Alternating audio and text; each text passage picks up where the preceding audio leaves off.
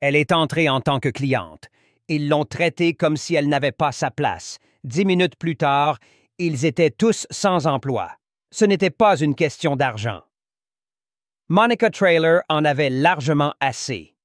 Elle avait 44 ans, née et élevée à Wichita Falls, Texas, et était PDG d'une entreprise technologique qui avait doublé de valeur 2 années consécutives. Son entreprise, Trilonix Financial, venait d'acquérir 3 banques régionales dans le Midwest. L'une d'elles avait des agences à travers l'Ohio, y compris celle-ci sur East Livingston Avenue à Columbus. C'était un mardi comme les autres. Elle s'est garée sur le parking dans sa Tesla argentée, près de l'entrée, et a pris son sac en cuir noir. Pas d'assistant, pas de chauffeur, pas de sécurité. Juste Monica, en pantalon noir, chemisier bleu marine, ses boucles naturelles tirées en un chignon bas. Des créoles dorées, des ongles soignés, le genre de femme qui n'avait pas besoin de parler beaucoup pour captiver une pièce. Elle est entrée dans la banque à 9h03, juste après l'ouverture. L'air sentait légèrement le café frais et l'encre de photocopieuse. Un homme d'âge moyen en pantalon kaki et badge nominatif se tenait au comptoir d'accueil. Il a levé les yeux mais n'a rien dit. Elle lui a adressé un signe de tête poli, puis s'est dirigée vers le bureau des services aux entreprises comme si elle avait le droit d'être là, parce qu'elle l'avait. Derrière le comptoir vitré, 2 employés discutaient. L'une, mince, blanche, rouge à lèvres éclatants, chignon serré. L'autre, plus âgée, peut-être indienne, feuilletant un dossier. Aucune n'a levé les yeux immédiatement. Une femme avec un sac Coach et des lunettes de soleil oversize est entrée derrière Monica et s'est dirigée directement vers la file pour les particuliers. Elle a reçu un sourire. Monica a attendu et attendu. Enfin, l'employé au rouge à lèvres, Shelby selon son badge, a levé les yeux. « Oui? » a-t-elle demandé, comme si Monica interrompait quelque chose. « Je suis ici pour parler à quelqu'un des documents de transition pour les comptes professionnels. Mon entreprise a finalisé l'acquisition la semaine dernière. Je veux juste m'assurer que tout est en ordre avant vendredi. » Shelby a émis un petit rire. « Il faut un rendez-vous pour ça. On ne traite pas ce genre de choses au comptoir. » Elle l'a dit avec un demi-sourire, comme si Monica aurait dû le savoir. « J'ai appelé hier, » a répondu Monica calmement. « On m'a dit que quelqu'un nommé Devon serait disponible entre 9h et midi. » Shelby a jeté un coup d'œil autour d'elle, puis s'est retournée. « Devon n'est pas encore là. Vous pouvez vous asseoir. » Monica a regardé les 3 chaises vides derrière elle. Elle a jeté un coup d'œil à l'horloge murale. 9h07. « Pourriez-vous prévenir quelqu'un que je suis là? Ça ne prendra pas longtemps. » Shelby a levé les yeux au ciel, littéralement, et a tapoté son écran comme si elle était soudain débordée. « Je vais prévenir quelqu'un, » a-t-elle dit sans lever les yeux. Mais ce n'était pas ce qui dérangeait Monica le plus. Monica s'est assise tranquillement dans le hall, observant le temps passé. Un écran plat diffusait un segment muet des informations matinales, tandis qu'une version instrumentale douce de Ain't No Mountain High Enough jouait dans les haut-parleurs. Elle a essayé de se concentrer, mais ses yeux revenaient sans cesse vers le comptoir. 10 minutes ont passé, puis 15. Des clients entraient et sortaient. Un homme blanc d'âge moyen en polo bleu a demandé à transférer des fonds depuis un compte d'investissement. Shelby lui a souri, a ri, a demandé des nouvelles de sa fille. Il est parti avec une poignée de main et un reçu. Monica s'est levée calmement, s'est approchée du comptoir à nouveau. « Excusez-moi, » a-t-elle dit. « Est-ce que Devon est arrivé? » Shelby lui a adressé un sourire crispé. « Toujours pas là, mais j'ai prévenu quelqu'un que vous êtes ici. » Monica a jeté un coup d'œil vers les bureaux. « Puis-je parler à quelqu'un d'autre alors? »« Madame, j'ai dit qu'on vous appellera quand quelqu'un sera prêt. » Monica a hoché la tête lentement. « D'accord, » elle s'est retournée et est revenue s'asseoir, passant devant un couple qui venait d'entrer. Ils ont été accueillis immédiatement, conduits dans un bureau. L'homme a jeté un bref regard à Monica, puis a détourné les yeux tout aussi vite. Encore 5 minutes. Monica s'est levée à nouveau, sa patience s'amenuisant, mais son expression toujours composée. Cette fois, elle a dépassé le comptoir pour se diriger vers le couloir des bureaux. Une jeune femme noire avec un casque a tenté de l'intercepter. « Bonjour, madame. Puis-je vous aider? »« Je cherche Devon, » a répondu Monica. « Ou n'importe qui de disponible pour une rapide question sur un compte professionnel. J'ai appelé hier. » La jeune femme a hésité. Elle a regardé sa tablette, puis a relevé les yeux. « Devon n'est pas là. Laissez-moi vérifier le planning. Qui avez-vous dit être? »« Monica Traylor. » Quelque chose a changé dans le visage de la femme. Ses yeux ont cligné un peu plus vite. Elle a reconnu le nom. Monica a gardé un ton doux. « Pouvez-vous prévenir votre responsable que je suis là? »« Bien sûr, oui. Je vais prévenir Mademoiselle Lehman tout de suite. » De retour dans le hall, Monica s'est rassise. Son téléphone a vibré. Un message de son directeur des opérations, Ellis Duquet. « Tout va bien à l'agence? » Elle a fixé l'écran, a pensé à répondre « oui », a pensé à mentir. À la place, elle a tapé. « Pas tout à fait. Donne-moi 10 minutes. » Oh. En rangeant son téléphone dans son sac, elle a entendu un murmure derrière le comptoir vitré. « Je ne sais pas pourquoi elle est encore assise là, » a dit Shelby à voix basse, mais pas assez.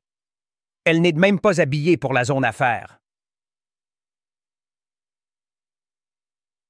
Sa collègue a ri. « Ouais, certains pensent qu'avec une carte de visite, ils possèdent de l'endroit. » La mâchoire de Monica s'est crispée, mais elle n'a pas bougé. Pas encore.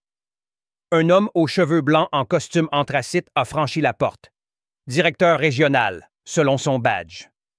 À la façon dont le personnel s'est redressé, Monica a su qu'il n'était pas attendu ce matin. Il s'est dirigé droit vers elle. « Mademoiselle Traylor? » Elle s'est levée. « Oui. Je suis Thomas Beck, directeur régional. Je crois qu'il y a eu un malentendu. Pouvons-nous parler en privé? » Il a jeté un coup d'œil derrière lui, pas à Monica, mais au personnel. Son expression n'était pas amicale. Monica a souri poliment. « Nous pouvons parler ici. » Thomas a hésité, puis a hoché la tête. « Bien sûr. » Il s'est tourné vers le comptoir, sa voix portant maintenant. « Tout le monde sur le terrain, dans la salle de conférence maintenant. » Shelby a semblé confuse. « Pardon, pourquoi? »« Vous serez briefé dans 5 minutes. Salle de conférence maintenant. » Le silence qui a suivi était lourd. Shelby et les autres se sont levés lentement, visiblement secoués.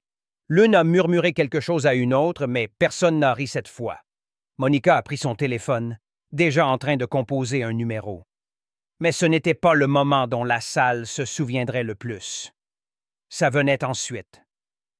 Thomas Beck est resté immobile, bras croisés, face au couloir des bureaux, comme s'il attendait une alarme incendie. Monica n'a pas encore parlé. Elle a juste fait défiler son téléphone, le pouce stable, comme si elle vérifiait une liste de courses. Elle n'était pas en colère. Elle calculait. Enfin, elle a levé les yeux et a dit « Mettez-les en ligne. » Thomas n'a pas hésité. Il a sorti son téléphone et a tapé sur l'écran. « Il est en attente. » Il se tenait près de la porte vitrée pendant que, dans la salle de conférence, 5 employés fixaient la table comme des écoliers, attendant le directeur. Monica ne les a pas encore regardés. Elle n'en avait pas besoin. « Je ne suis pas là pour embarrasser qui que ce soit, » a-t-elle dit doucement. « Ce n'est pas comme ça que je dirige. » Thomas a hoché la tête, silencieux.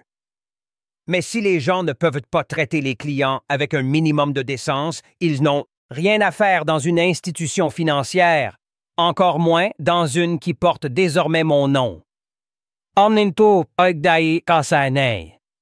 La bouche de Thomas a T2000 remblé, comme s'il réprimait un soupir.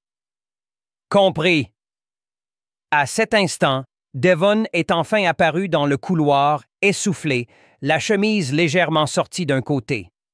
Il a ralenti en voyant Monica, puis Thomas, puis le personnel dans la salle de conférence. « C'est... » a-t-il commencé. Monica l'a regardé droit dans les yeux. « C'est réglé. » Devon a baissé les yeux, ne sachant pas s'il devait s'asseoir, partir ou disparaître. Thomas s'est avancé, a ouvert la porte de la salle de conférence et a dit fermement: « Mademoiselle Traylor a quelques mots à dire. » Hush. La salle est devenue encore plus silencieuse si c'était possible. Monica est entrée sans hausser la voix. Pas de pause dramatique, pas de théâtralité, juste des faits. Je suis venu ici aujourd'hui au nom de Trilonix Financial. Nous avons finalisé l'acquisition de cette chaîne bancaire vendredi dernier. J'ai visité plus d'une douzaine d'agences cette semaine. Chaque visite a été respectueuse, certaines même chaleureuses. Celle-ci, cependant... Elle a laissé la phrase en suspens. J'ai attendu dans ce hall pendant plus de 30 minutes. On m'a dit d'attendre, puis on m'a ignoré, on a parlé de moi, on m'a écarté. Aucun de vous ne savait qui j'étais. Ça ne me dérange pas. Je n'ai pas besoin de traitement spécial. Mais ce qui compte, c'est comment vous traitez les gens que vous ne connaissez pas. Shelby s'est agité sur sa chaise, les yeux rivés sur la table. Les autres restaient figés. Monica s'est légèrement tournée. « Shelby, c'est ça? » Shelby a hoché la tête à peine. « Pouvez-vous me dire pourquoi la femme arrivée après moi a été servie avant moi à 2 reprises? » Pas de réponse. Ou « Pourquoi vous avez commenté si j'avais l'air de correspondre à la zone affaires? » Toujours pas de réponse. Thomas, dans un coin, observait le sol, bras croisés. Monica a continué. « Je ne suis pas en colère, mais je suis déçue, et j'ai toutes les raisons de l'être. » Elle a sorti son téléphone et a tapé une fois. L'écran s'est allumé avec un message. « À effet immédiat », a-t-elle dit. Shelby Langston, Derek Hanley et Patricia Mehta sont relevés de leurs fonctions dans cette agence. Vous recevrez une lettre de licenciement officielle des RH d'ici midi. L'accès sécurisé est révoqué et vos derniers chèques seront envoyés par courrier. Le silence était épais maintenant. On pouvait presque sentir sa chaleur. Patricia, silencieuse jusque-là, a murmuré. « Attendez, vous nous licenciez? » Monica l'a regardé. « Oui. Mais c'est juste... c'est comme ça qu'on a toujours. » Monica a haussé un sourcil. « Exactement. » Elle s'est tournée vers Thomas. « Les autres resteront pour une formation. Supervision complète. Vous coordonnerez avec Ellis. Je veux un rapport de suivi d'ici vendredi. Vous savez comment je l'aime. Clair, direct, réel. » Thomas a hoché la tête. Puis Monica a dit quelque chose qui n'a pas seulement piqué. Ça a coupé. Je ne suis pas là pour faire peur à qui que ce soit, mais je ne suis pas non plus là pour surveiller des adultes qui ne savent pas traiter un inconnu avec respect. Et sur ce, elle a quitté la salle. En retraversant le hall, la jeune femme noire au casque, toujours en place, s'est levée et lui a adressé un signe de tête. Cette fois, Monica a répondu par un signe, mais ce n'était pas une question de revanche. C'était quelque chose de plus profond, et la vraie conversation n'avait même pas encore commencé. Dehors, l'air avait changé. Des nuages arrivaient de l'ouest, épais et bas, projetant de longues ombres sur le parking. Monica s'est dirigée vers sa voiture, mais ne s'est pas installée. Elle s'est appuyée contre la portière, bras croisés, regard calme. À l'intérieur de la banque, la panique s'installait. Shelby s'était enfermé dans la salle de pause. Derek était assis au bord de la table de la salle de conférence, le visage pâle. Patricia pleurait doucement, murmurant quelque chose d'inaudible. Thomas se tenait au centre de la salle, téléphone à l'oreille. « Oui, Ellis, » a-t-il dit. « Non, Elle n'a pas haussé la voix une seule fois. Oui, c'est complètement réglé. Il a raccroché, puis s'est tourné vers Devon. Tu as esquivé une balle, a dit Thomas. Si tu avais dit ne serait-ce qu'une chose de travers ce matin. Devon a levé les deux mains. Je ne savais même pas qu'elle était là avant d'entendre son nom. Thomas a hoché la tête. Et c'est une partie du problème. Elle était dans le hall pendant presque 40 minutes. So, t'es pas bissaille. Pendant ce temps, dans le parking, Monica restait immobile, comme si elle n'avait pas fini. Parce qu'elle n'avait pas fini. Une Toyota bleue s'est garée. Un homme en blazer anthracite, pantalon sombre, barbe poivre et selle en est sorti. Ellis Duquet, directeur des opérations de Trilonix Financial, marchait comme quelqu'un qui avait licencié des gens avant le petit déjeuner et conclu un contrat de 10 millions avant le déjeuner. Il a rejoint Monica près de sa voiture. « Ça va? » a-t-il demandé. Elle a hoché la tête. « Tu veux que j'aille à l'intérieur? » Elle a secoué la tête.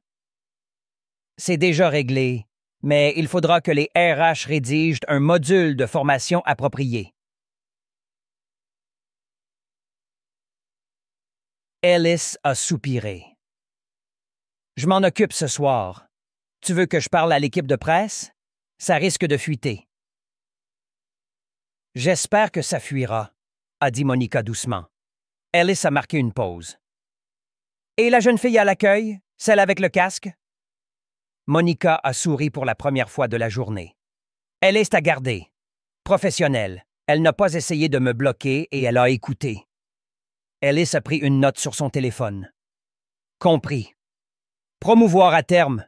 Mais d'abord, je veux la rencontrer. »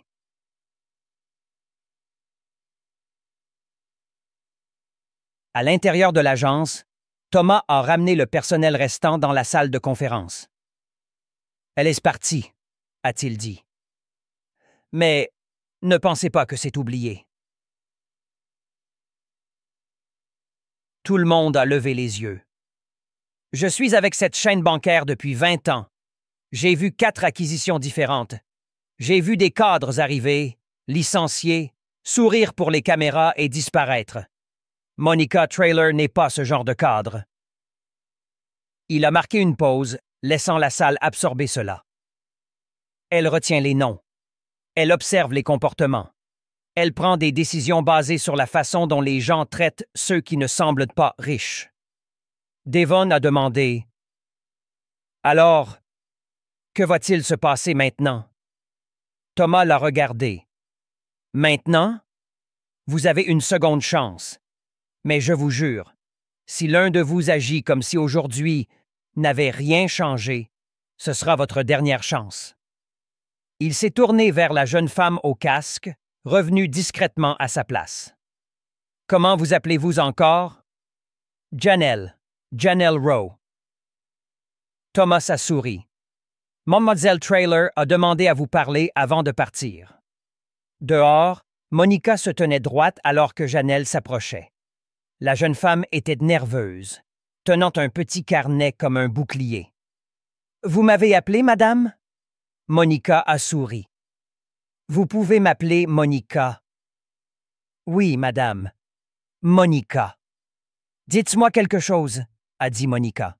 « Pourquoi ne m'avez-vous pas écarté quand j'ai dit que je venais pour Devon? » Janelle a bougé d'un pied sur l'autre.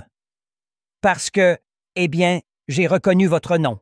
Je lis tous les mémos internes, mais même sans ça, je veux dire, vous n'aviez pas l'air de quelqu'un qui venait sans raison. » Monica a haussé un sourcil. « C'est-à-dire? » « Je veux juste dire que vous êtes entré comme si vous aviez un but. Les gens comme ça méritent d'être entendus, peu importe qui ils sont. » Monica a hoché la tête. « Satisfaite.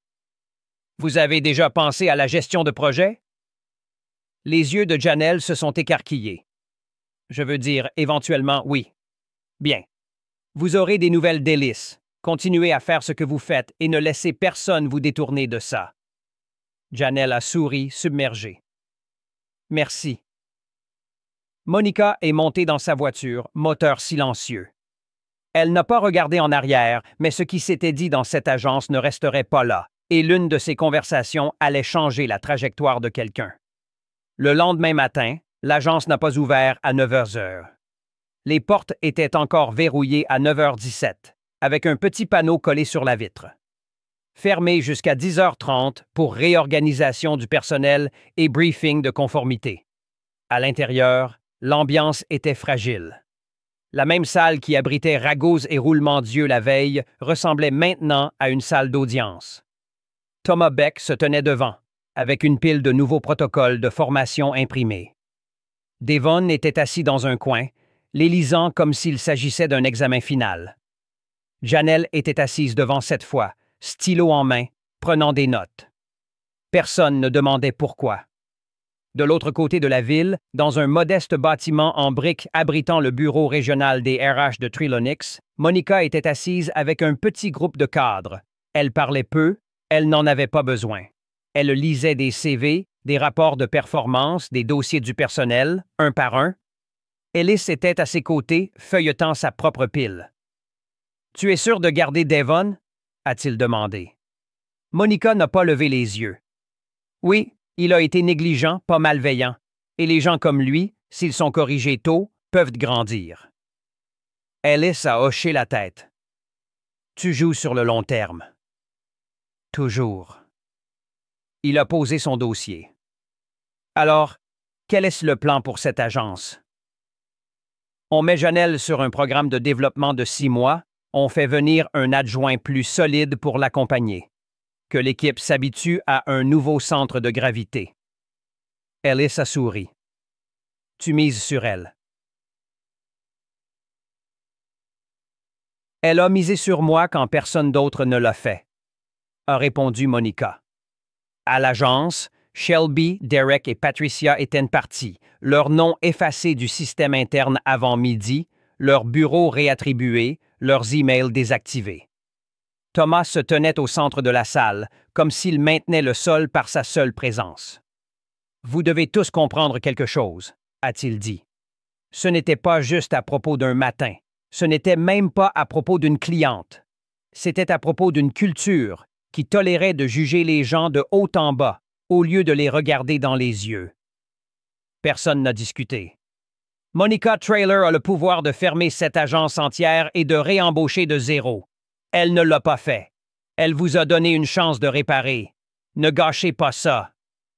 Devon a levé la main, pas haut, juste assez. À quoi ressemble réparer? Thomas l'a regardé directement. Ça ressemble à de l'humilité. Ça ressemble à s'assurer que la prochaine Monica qui franchira ses portes soit respectée sans avoir à prouver qu'elle le mérite. Devon a hoché la tête. Plus tard, dans la salle de pause, Janelle s'est retrouvée seule, faisant défiler son téléphone entre 2 tâches. Elle a levé les yeux alors que Devon entrait avec 2 tasses de café. « Salut », a-t-il dit, lui en offrant une.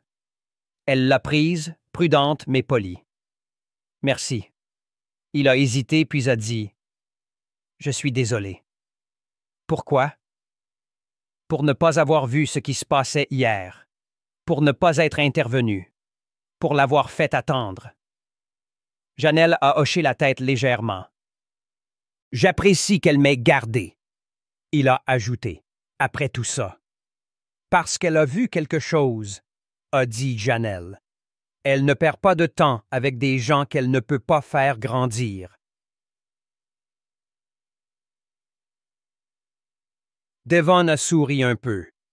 « On dirait que tu la connais. » « Pas personnellement, mais je la vois. Ça suffit. »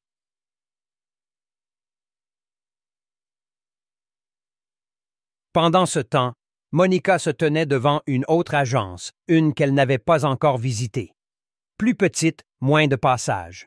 Elle ne s'est pas annoncée non plus cette fois. Elle est entrée, calme et discrète, comme une femme avec des courses à faire.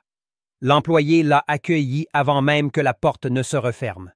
« Bonjour, comment puis-je vous aider? » Monica a souri. Pas de test cette fois.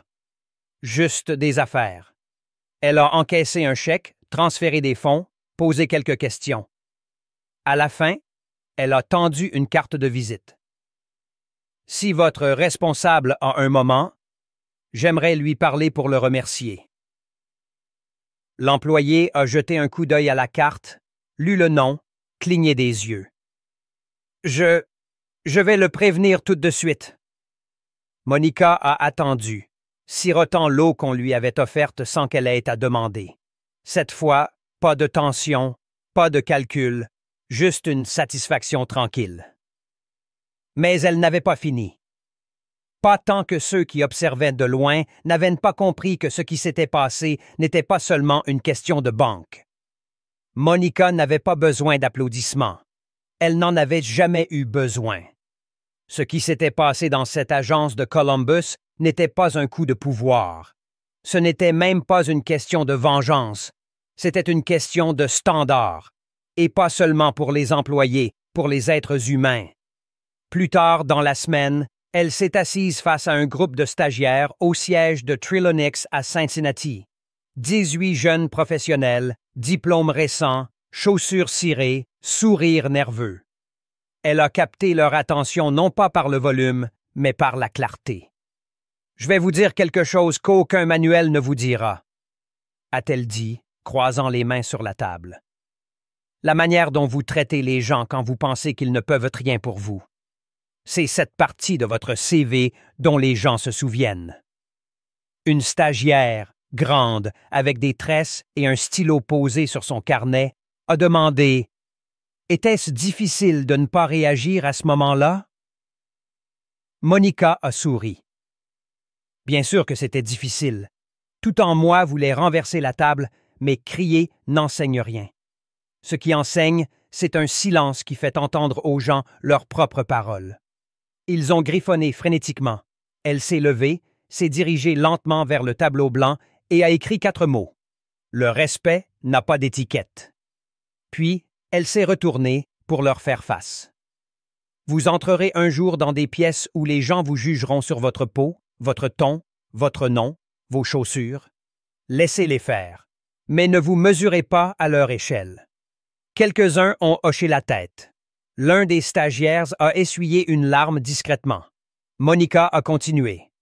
Ce qui s'est passé dans cette agence, ça arrive tous les jours. Ça ne se termine pas toujours comme le mien. Mais ne faites pas l'erreur de penser que c'est une histoire d'argent ou de titre. Elle a marqué une pause. C'est une histoire de rappel, et le mien était simple. Ne sous-estimez jamais les discrets. Cet après-midi-là, son agenda était plein, mais elle a pris 10 minutes pour appeler Janelle, juste pour dire « Vous avez fait le bon choix quand personne d'autre ne l'a fait. Gardez cet instinct. Il vous mènera plus loin que n'importe quel manuel. » Mais... il le ferait. Car lorsque les promotions ont été discutées en décembre, le nom de Janelle circulait déjà. Pas parce qu'elle était devenue virale. Pas parce qu'elle avait eu de la chance, mais parce que quelqu'un de puissant avait remarqué qu'elle n'avait pas fait ce que les autres avaient fait. C'est ainsi que le changement commence, pas dans les salles de réunion, pas dans les gros titres, mais dans ces moments intermédiaires où quelqu'un décide de faire ce qui est juste, même quand personne ne regarde. Maintenant, c'est à vous. Si vous vous retrouvez un jour en position de pouvoir, même un peu, utilisez-le pour élever les standards, pas les voix. Si vous voyez quelqu'un être traité comme s'il n'avait pas sa place, ne détournez pas les yeux. Parce que la vérité, c'est que personne ne devrait avoir à porter son CV pour être traité comme un être humain. Alors, dites-moi, qu'auriez-vous fait à la place de Monica? Et plus important encore, que ferez-vous la prochaine fois que vous verrez ça arriver à quelqu'un d'autre? Laissez cette question vous habiter, car le monde change dans des moments comme ceux-ci.